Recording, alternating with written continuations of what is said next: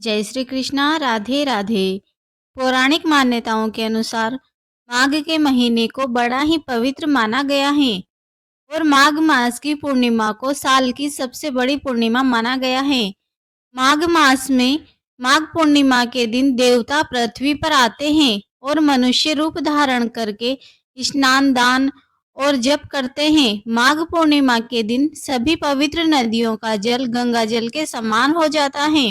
आज के दिन गंगा स्नान करने और माघ पूर्णिमा की कथा को सुनने से मनुष्यों की समस्त मनोकामनाएं पूर्ण होती हैं और मोक्ष की प्राप्ति होती है। तो आज मैं आपको सुना रही हूँ माघ पूर्णिमा की बड़ी ही दुर्लभ कथा। तो इस कथा को बड़ी ही श्रद्धा और प्रसन्न चित्त मन से भगवान श्री लक्ष्मी नारायण जी के चरणों का ध्यान करते हुए पूरा अवश्य सुने। हिंदू धर्म में धार्मिक और आध्यात्मिक दृष्टि से विशेष महत्व रखने वाली माघ पूर्णिमा को बहुत ही पुण्य फल देने वाली माना जाता है। इस दिन स्नान दान का जितना महत्व है उतना ही महत्व श्री लक्ष्मी नारायण जी की पूजा करने और कथा सुनने का भी है। पौराणिक कथा में वर्णन मिलता है कि किसी नगर में धनेश्वर नाम का एक ब्राह्मण रहता था। उसकी पत्नी रूपवती, पतिव्रता और सर्वगुण संपन्न थी। बस उनको दुख था तो सिर्फ इस बात का कि उनके कोई संतान नहीं थी। यही कारण था कि वह दोनों बहुत चिंतित रहते थे। एक बार उस नगर में एक महात्मा आए। वह नगर के सभी लोगों से दान लेते थे, लेकिन वह धनेश्वर की पत्नी जब भी उन्हें दान देने जाती तो वे उसे लेने से मना कर देते थे। एक दिन धनेश्वर ने उन महात्मा के पास जाकर पूछा, हे महात्मा, आप नगर के सभी लोगों से दान लेते हैं, लेकिन मेरी पत्नी के हाथों से दान क्यों स्वीकार नहीं करते हो? हमसे अगर कोई भूल हुई हो तो हम ब्राह्मण दंपति आपसे क्षमा याचना करते हैं। महात्मा बोले, नहीं विप्र, तुम तो बहुत ही विनम्र और हमेशा आदर सत्कार करने वाले ब्राह्मण हो। तुमसे भूल तो कदापि नहीं हो सकती। महात्मा की बात सुनकर धनेश्वर हाथ जोड़कर बोला, हे मुनिवर, फिर आखिर कारण क्या है? कृपा कर हमें अवगत कराएं। इस पर महात्मा बोले, विप्र, तुम्हारे कोई संतान नहीं है और जो दंपति निसंतान हो उसके हाथ से भिक्षा लेना अधम या पापी के हाथ से भिक्षा लेने के समान होता है। तुम्हारे द्वारा दिया गया दान लेने के कारण मेरा पतन हो जाएगा। बस यही कारण है कि मैं तुम दंपति से दान स्वीकार नहीं करता। महात्मा के ये वचन सुनकर धनेश्वर उनके चरणों में गिर पड़ा और विनती करते हुए बोला, हे महात्मा, संतान ना होना ही तो हम दंपति के जीवन की सबसे बड़ी निराशा है। यदि संतान प्राप्ति का कोई उपाय हो तो बताने की कृपा करें। ब्राह्मण का दुख देखकर महात्मा बोले, हे विप्र, तुम्हारे इस कष्ट का निवारण अवश्य है। तुम 16 दिनों तक श्रद्धा पूर्वक काली माता की पूजा करो। माँ प्रसन्न होगी तो उनकी कृपा से अवश्य ही तुम्हें पुत्र रत्न की प्राप्ति होगी। इतना सुनकर धनेश्वर बहुत खुश हुआ। उसने कृतज्ञता पूर्वक महात्मा का आभार प्रकट किया और घर आकर अपनी पत्नी को सारी बात बताई। पति पत्नी को महात्मा के द्वारा बताए गए उपाय से आशा की एक किरण दिखाई दी और धनेश्वर काली माँ की उपासना के लिए वन में चला गया। ब्राह्मण ने पूरे 16 दिनों तक काली माता की पूजा की और उपवास रखा। उसकी भक्ति देखकर और विनती सुनकर माँ ब्राह्मण के सपने में आई और बोली, हे धनेश्वर, तू निराश मत हो। मैं तुझे संतान के रूप में पुत्र रत्न की प्राप्ति का वरदान देती हूँ, लेकिन 16 साल की अल्प आयु में ही तेरे पुत्र की मृत्यु हो जाएगी। काली माता ने कहा, यदि तुम पति पत्नी विधि पूर्वक 32 पूर्णमासी का व्रत करोगे तो तुम्हारी संतान दीर्घायु हो जाएगी। प्रातः काल जब तुम उठोगे तो तुम्हें यहाँ आम का एक वृक्ष दिखाई देगा। उस पेड़ से एक फल तोड़ना और ले जाकर अपनी पत्नी को खिला देना। शिव जी की कृपा से तुम्हारी पत्नी गर्भवती हो जाएगी।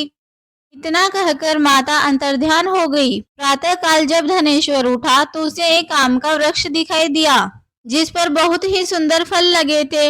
वह काली माँ के कहे अनुसार फल तोड़ने के लिए जैसे ही पेड़ पे चढ़ने लगा, कई बार प्रयास किया लेकिन फिर भी फल नहीं तोड़ पाया। उसने विघ्नहर्ता गणेश भगवान का सुमिरन किया और गणपति की कृपा से इस बार वह वृक्ष पर चढ़कर फल तोड़कर लाया।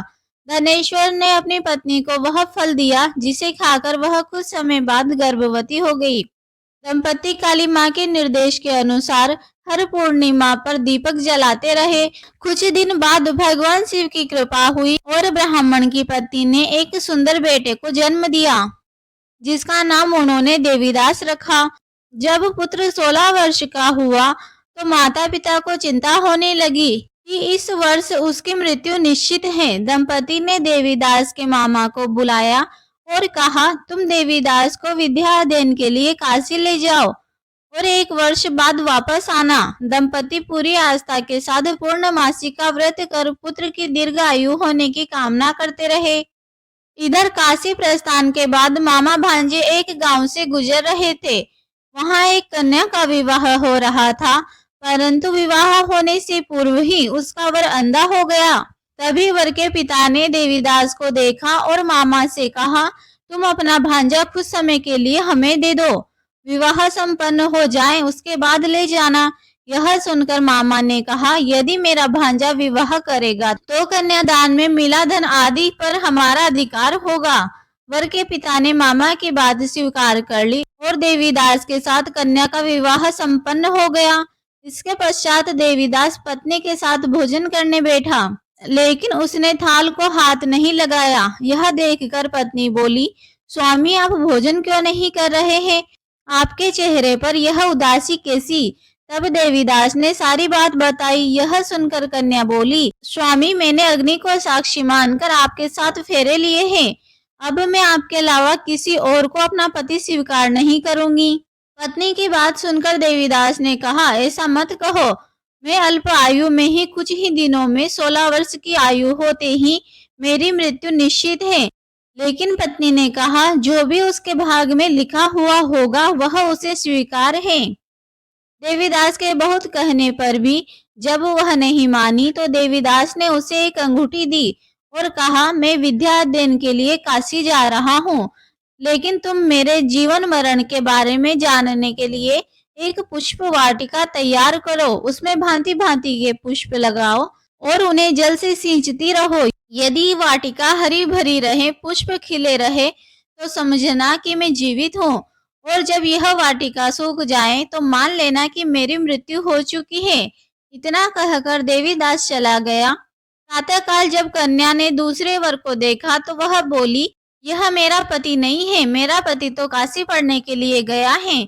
यदि इसके साथ मेरा विवाह हुआ है तो बताइए कि रात्रि में मेरे और इसके बीच में क्या बात हुई है और इसने मुझे क्या दिया था। यह सुनकर वर बोला, मुझे नहीं पता, और पिता पुत्र लज्जित होकर घर चले गए। उधर एक दिन प्रातःकाल एक सर्प देवीदास को डसने के लिए आया, लेकिन उसके माता पिता द्वारा किए जाने वाले पूर्णिमा के व्रत के प्रभाव के कारण वह उसे डस नहीं पाया। तत्पश्चात काल स्वयं वहां आए और उसके शरीर से प्राण निकालने लगे। देवीदास मूर्छित होकर गिर गया। तभी वहां माता पार्वती और शिवजी आए। देवी पार्वती बोली, हे स्वामी, देवीदास की माता ने 32 पूर्णिमा का व्रत रखा था, उसके फलस्वरूप कृपा कर आप इसे जीवन दान दे। माता पार्वती की बात सुनकर भगवान शिव ने देवीदास को पुनः जीवित कर दिया। इधर देवीदास की पत्नी ने देखा कि पुष्प वाटिका में एक भी पुष्प नहीं रहा।